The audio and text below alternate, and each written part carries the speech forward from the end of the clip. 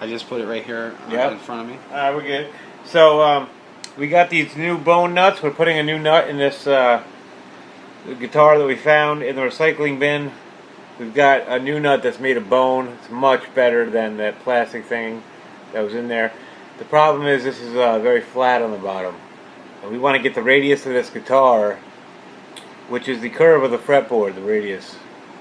And the way to do that, what we're going to do, we put some masking tape down here on like the 18th fret, 18th, 19th fret. You can do whatever you want. And then we put some masking tape on the back of a little piece of 120 grit. And we're just going to put a little bit of super glue, very tiny bit. Just a little line. And we're going to stick this masking tape to masking tape with our sandpaper on top.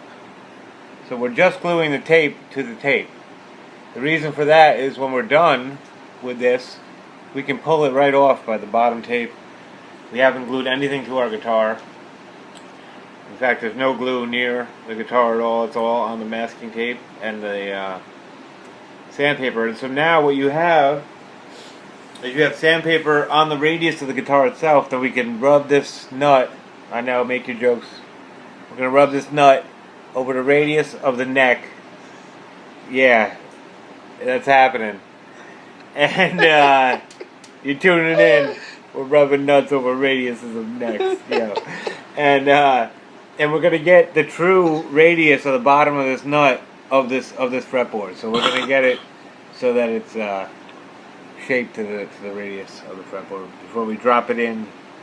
Transformation from trash to axe. Mantis and the Funk.